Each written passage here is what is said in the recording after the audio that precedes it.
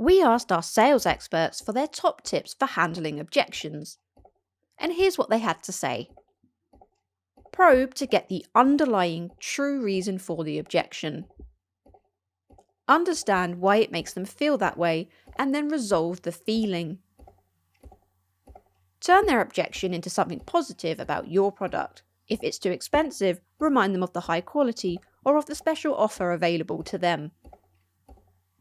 Empathize, but don't endorse by repeating their objection back to them verbatim. Instead, use phrasing such as, I understand that you feel that.